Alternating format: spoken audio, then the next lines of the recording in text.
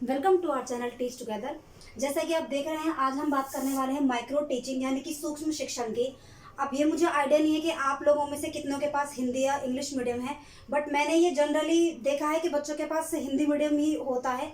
लेकिन अगर फिर भी आपको ये इंग्लिश मीडियम में चाहिए तो मैं कोशिश करूँगी, आप मुझे कमेंट बॉक्स में बता देना, तो मैं इसी टॉपिक पे इंग्लिश में भी एक वीडियो बना दूँगी। एंड वैसे हम इंग्लिश करने वाले थे आज, लेकिन इसके लिए मुझे आप लोगों ने कई बार कमेंट किया है, एंड आफ्टर दैट हम इंग्लिश का ही पूरा वीक करेंगे। ठीक है, आप काफ़ी लोगों ने कमेंट किया है इसके लिए, इंग्लिश के लिए। तो चलिए स्टार्ट करते हैं हम इसको। देखिए, सूक्ष्म शिक्षण यानी कि माइक्रो टीचिंग होता क्या है। सूक्ष्म शिक्षण या माइक्रो टीचिंग बेसिकली आप लोगों के लिए होता है, जो स्टूडेंट टीचर्स जो होते हैं उनके लिए की जाती है। ये एक छोटी सी प्लानिंग की जाती है। उसमें क्या होता है कि उन छात्रों को, शिक्षक छात्रों को किसी भी शिक्षण में अगर कोई प्रॉब्लम आती है तो उसके लिए एक छोटा सा प्रोग्राम बनाया जाता है, जिससे कि उनकी कमियों को दूर किया जा सके। ठीक है, और ये उनके पढ़ाते समय ही किया जाता है। जैसे कि आप लोग टीपी पे जाते हैं ना, तो ये तभी किया जाता है। तो चलिए इसको डिटेल में पढ़ते हैं कि आखिर ये क्या है। आप अपनी कॉपी पेन से निकाल लीजिए, मैं आपको डिक्टेट करूंगी और आप सीधे लिखते चले जाना। स्टार्ट कीजिए। सबसे पहले हम डालेंगे इसकी भूमिका। भूमिका के नीचे लिखिए, शिक्षण एक ऐसी प्रक्रिया है जिससे व्यक्ति के व्यवहार में वांछित परिवर्तन लाया जा सकता है, जिससे कि व्यक्ति समाज के विकास में योगदान दे सके, और यह कार्य शिक्षकों के द्वारा होता है। ठीक है, यहाँ तक हमने समझाया कि जो शिक्षा है वो क्यों जरूरी है, उससे होता क्या है। यहाँ पर जो लाइन है कि वांछित परिवर्तन लाया जा सके, भाई जाहिर सी बात है, हम किसी को क्यों पढ़ा रहे हैं या फिर हम क्यों पढ़ रहे हैं। हम अपनी कमियों को दूर करने के लिए पढ़ रहे हैं, अपनी या फिर दूसरों की कमियों को दूर करने के लिए, फिर उनके अंदर जो शक्तियां हैं उनको बाहर निकालने के लिए हम किसी को ज्ञान देते हैं। ठीक है, आई होप यहाँ तक क्लियर हुआ होगा। आगे फिर आप क्या डालेंगे, आगे आप डालेंगे सूक्ष्म शिक्षण की परिभाषा। ठीक है, उसमें आप सबसे पहले क्या लिखेंगे, यहाँ से देखिए। ठीक है, मैं यहाँ से पढ़ रही हूँ अपनी कॉपी से और आप इसको समझिए। देखिए, सूक्ष्म शिक्षण शिक्षण का ही एक छोटा रूप है। ठीक है ना, मैंने बताया कि ये एक छोटी सी प्लानिंग होती है। सूक्ष्म शिक्षण शिक्षण का एक छोटा सा रूप है। इस प्रक्रिया में छात्र अध्यापक 5 से 10 मिनट पढ़ाते हैं। अतः सूक्ष्म शिक्षण एक छोटे पैमाने पर छात्र अध्यापकों को एक खास इकाई के लिए प्रशिक्षित किया जाता है। यह शिक्षण 5 से 10 छात्रों पर किया जाता है। ये छात्र अध्यापकों के पीयर ग्रुप में भी हो सकता है। इसमें होता क्या है कि कम बच्चों को लिया जाता है। अब ये कम बच्चे आपके क्लास के भी हो सकते हैं, जो क्लास आपको दी जाती है पढ़ाने के लिए, या फिर आप लोगों के जो साथी होते हैं, जो आपके फ्रेंड्स होते हैं। ठीक है, जो आपके साथ जो बच्चों को पढ़ाने के लिए जिनकी टीपी लगती है, उनके साथ भी किया जाता है। तो अगर किसी बच्चे को, किसी भी स्टूडेंट को, किसी छात्र अध्यापक किसी भी चीज को पढ़ाने में, अब वो चाहे पाठ्यक्रम से रिलेटेड हो सकता है, क्वेश्चन पूछने से रिलेटेड होता है। समझिए इस बात को। जैसे कि मान लिया आप लोग जब पढ़ाने जाते हैं तो आपको ये नहीं पता कि पढ़ाने के लिए स्टार्टिंग कैसे करते हैं, या फिर पाठ योजना जब बनाते हैं तो उसमें जो प्रस्तावना है उसको हम स्टार्ट कैसे करें, या फिर बच्चों से प्रश्न कैसे पूछें। ठीक है, तो ये छोटी छोटी चीजें होती हैं जिनको आपको सीखना होता है। तो इसमें क्या होगा, आप किसी एक प्रॉब्लम को लेके चलेंगे और उस एक प्रॉब्लम का आप सॉल्यूशन निकालेंगे, और इस सॉल्यूशन को निकालने को ही हम माइक्रो टीचिंग बोलते हैं। जिसमें आपके फ्रेंड एक तरीके से स्टूडेंट बन के बैठ जाएंगे, या फिर आप 5-10 स्टूडेंट को ले लेंगे, उनको बिठा देंगे, और साथ में कुछ व्यक्ति ऐसे होंगे आपके साथ, आपके फ्रेंड या फिर आपके टीचर जो स्कूल में होती हैं, वो आपकी हेल्प करेंगी आपकी गलतियों को सुधारने में। आपको वो एग्जामिन करेंगे कि आप क्या कर रहे हो, कैसे कर रहे हो, आपको फीडबैक देंगे वो। ठीक है, आई होप ये क्लियर हुआ होगा। चलिए, इसके नीचे लिखेंगे हम ये लिखेंगे इसके नीचे, D.W. एलन के अनुसार सूक्ष्म शिक्षण सरलीकृत शिक्षण प्रक्रिया है जो छोटे आकार की कक्षा में पूर्ण होती है।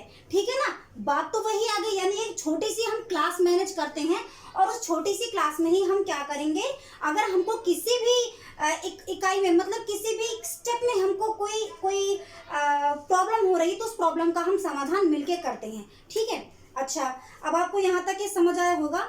इसके आगे आप लिखिए, हेडिंग डालना नीचे कि सूक्ष्म शिक्षण का इतिहास। ठीक है, इसमें क्या देखेंगे हम कि ये स्टार्ट किससे हुआ है और किसने किया है। लिखिए, आपने हेडिंग डाल ली होगी, अब आगे लिखिए, सूक्ष्म शिक्षण का प्रारंभ अमेरिका में स्टैनफोर्ड विश्वविद्यालय में 1961 में हुआ। ठीक है, इतना लिखने के बाद अब आप क्या लिखेंगे, सूक्ष्म शिक्षण के तथ्य, ठीक है, यानी कि जो उसके जो इम्पोर्टेंट चीजें हैं उसमें क्या आप लिखेंगे, लिखिए कक्षा आकार 5 से 10 लोगों में सीमित होता है। नेक्स्ट पॉइंट लिखिए इसका, समय सीमा 36 मिनट होती है। नेक्स्ट पॉइंट लिखिए इसका, नीचे लिखना है किसी निश्चित समस्या पर समाधान होता है। ये नहीं है कि आप दुनिया भर की प्रॉब्लम उठा के ले आए, जैसे कि आपने देखा था लेसन प्लानिंग में कितनी सारी चीजें होती हैं, तो ये नहीं आपने पूरा भंडार इकट्ठा कर दिया, कोई भी एक बार में 36 मिनट में एक ही उस पर। अब आप ये भी सोचेंगे कि क्या बोलते हैं, अभी तो मैंने बोला था कि 5-10 मिनट, अब मैं बोल रही हूँ 36 मिनट, तो उसको भी आगे बताएंगे क्या है, ठीक है। अब इसके नीचे लिखिए सूक्ष्म शिक्षण की प्रयोगशाला में क्या क्या होना चाहिए, ठीक है। इतना लिखने के बाद लिखिए आगे इसके नीचे camera, comma tape recorder, comma monitor, tape record, comma घड़ी आदि। बेसिकली ये वो टूल्स हैं जो आपको एग्जामिन करेंगे, ताकि आपने जो भी कुछ किया है उससे पता चले कि आपने कैसा किया और कहां पर सुधार करने की जरूरत है, ठीक है। अच्छा, अब आगे लिखिए सूक्ष्म शिक्षण चक्र, ठीक है। सूक्ष्म शिक्षण चक्र में अब आपको क्या लिखना होगा, सूक्ष्म शिक्षण चक्र के भारतीय नमूने के अनुसार एनसीईआरटी द्वारा विकसित नमूना, यानी कि जो एनसीईआरटी ने सूक्ष्म शिक्षण को लेकर जो टाइम पीरियड बताया है, ठीक है, ये हमारे इंडिया में ही यहाँ पर 36 मिनट है। मे बी दूर किसी और देश में कुछ और टाइमिंग हो, लेकिन हमारे एनसीईआरटी ने हमको 36 मिनट का वो टाइम दिया है और 36 मिनट को कुछ इस तरीके से बांटा है। आई होप आपको ये क्लियर दिख रहा होगा, ठीक है। तो देखिए इसमें क्या रखा गया है, जो पढ़ाना है, पढ़ाना ये 6 मिनट का है, यानी कि जैसे ही अब आप अपनी क्लास को स्टार्ट करेंगे 5-10 बच्चों में, या फिर जो आपके फ्रेंड बैठे होंगे, आप क्या करेंगे, देखो योजना क्या है, योजना तो आप घर से ही बना के ला रहे हो ना, तो यहाँ पर तो कोई टाइमिंग वगैरह कुछ लगाना नहीं है, लेकिन आपने स्टार्टिंग तो आपने योजना से ही की, तो यहाँ पर योजना का स्टेप लिया जाता है, ठीक है। पहला स्टेप क्या होगा, इसमें योजना हो गया जो कि आप घर पे बना के लाए, तो इसका कोई टाइमिंग नहीं है। आगे पठन, यानी कि टीच आप कराओगे, 6 मिनट के लिए आप कुछ भी पढ़ाओगे, ठीक है। जो आप टॉपिक पहले सेलेक्ट करके अपने योजना में बनाया हुआ है वो 6 मिनट करने के बाद फिर उसकी आपकी इसकी क्या होगी, प्रतिपुष्टि होगी, यानी कि फीडबैक आपको दिया जाएगा 6 मिनट के लिए कि आपने कैसा पढ़ाया, क्या और कैसा उसका इम्पैक्ट बच्चों पे पड़ा, कुछ कम या जो भी कुछ रहा होगा, यहाँ पर आपको 6 मिनट तक आपको डिस्कस करेंगे। इसके डिस्कशन के लिए आपका कोई ना कोई सहयोगी रहेगा, ठीक है। उसके बाद अब जो गलती यहाँ पर थी उसकी पुनः योजना बनाई जाएगी, यानी कि अब पुनः योजना में 12 मिनट, भाई योजना बनाने में थोड़ा लंबा प्रोसेस लगता है ना, तो 12 मिनट यहाँ पर ही डाल दिए। फिर उसके बाद पुनः पठन होगा 6 मिनट के लिए, और फिर 6 मिनट के लिए पुनः प्रतिपुष्टि, यानी कि दोबारा से फीडबैक। तो फिर जब आप इनका टोटल करेंगे, ये टोटल कितना बन जाएगा आपका 36 मिनट, ठीक है। आप चाहे तो इसी प्रकार से डायग्राम बना सकते हैं, ठीक है। ये इसका अच्छा हो जाएगा, इम्पैक्ट आपके टीचर पे ना अच्छे तरीके से चला जाएगा। तो उसके बाद ये आप डायग्राम बनाने के बाद आप क्या करेंगे, सूक्ष्म शिक्षण के लाभ लिखेंगे, ठीक है।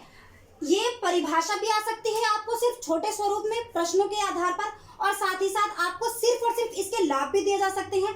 अगर आपको सिर्फ परिभाषा पूछे 2 या 3 नंबर में, तब तो आपका जो मैंने परिभाषा लिखवाई थी ये DW एलन के साथ, इतने में ही आपका फिनिश हो जाएगा। लेकिन अगर आपको बोले लाभ, इसके लाभ बताओ, तो आपको परिभाषा बताते हुए और सिर्फ ये छोटा सा चित्र बना करके फिर आपको सिर्फ और सिर्फ वही डालने पड़ेंगे इसके लाभ, ठीक है। लेकिन अगर आपको सीधा ये बोलते कि सूक्ष्म शिक्षण क्या है, वर्णन करो, फिर आपको सारा यही लिखना पड़ेगा जो मैं आपको बता रही हूँ, ठीक है। चलिए अब आगे लिखिए सूक्ष्म शिक्षण के लाभ, ठीक है। हेडिंग डालकर अब आगे पॉइंट लिखते चले जाइए। यह एक प्रशिक्षण है जिसके द्वारा शिक्षण अभ्यास करने वाले शिक्षक को तैयार किया जा सकता है ना।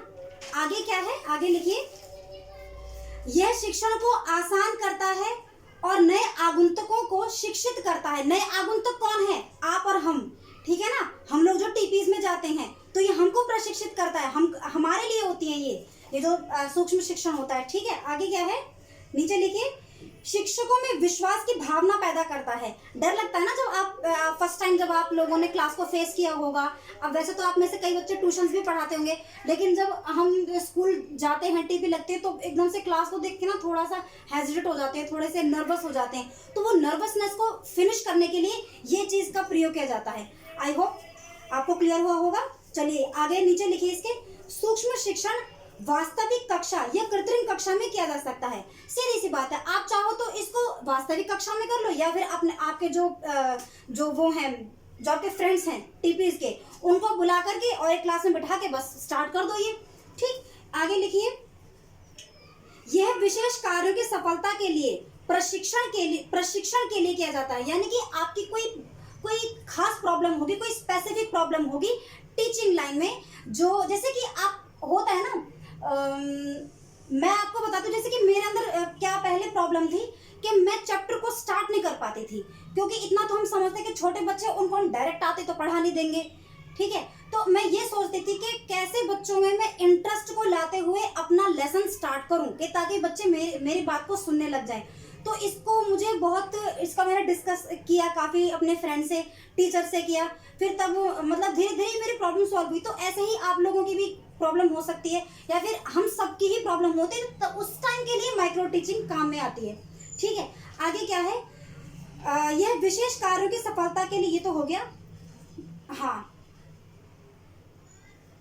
इसको मैं फिर से रिपीट करती हूँ, यह विशेष कार्यों की सफलता के लिए प्रशिक्षण के लिए किया जाता है, जैसे निर्देशात्मक कौशल, पठन कौशल, प्रश्न पूछने के कौशल, पाठ्यक्रम सामग्री, यानी कि आपको कौन कौन से जो आपकी जो शिक्षण सामग्री होती है, सहायक सामग्री होती है, हम कौन सी यूज करें, कैसे यूज करें, मैथ्स के लिए क्या वो होने चाहिए, सामग्री होनी चाहिए, फिर और भी आपके सब्जेक्ट हैं बच्चों के, उनके लिए किस प्रकार की हम सामग्री का यूज करें उनको पढ़ाने, जो टीचिंग एड्स जो होते हैं। ठीक है, इसके नीचे आप लिखेंगे, यह विभिन्न प्रकार के कौशल को आत्मसात करने में सहायक है, जो एक सफल टीचर बनाने में सहायक होता है। यानी कि आप चीजों को एक दूसरे से कनेक्ट करेंगे। आत्मसात का मतलब कि कनेक्ट करते हुए बच्चों को पढ़ाएंगे। ये नहीं होता कि कभी भी कि अब चलो मैथ्स पढ़ते हैं, अब प्लस कर लो, अब मल्टीप्लाई कर लो, ठीक है, अब डिवाइड कर लो, कभी कोई नहीं पढ़ सकता। इवन आप इतने बड़े होगा, आप भी नहीं पढ़, आपको भी ये तरीका अच्छा नहीं लगेगा पढ़ने का।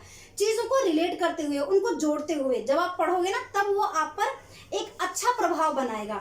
ठीक है, तो मैं उम्मीद करती हूँ कि आपको ये समझ आ गया होगा। अगर कोई दिक्कत होगी, परेशानी, तो कमेंट बॉक्स में डाल देना। और इसके बाद मैं चाह रही हूँ कि आपकी ना 1-2 यूनिट फिनिश करवा ही देती हूँ, जो मैंने आपको इंग्लिश के इंपॉर्टेंट क्वेश्चन लिखवाए थे।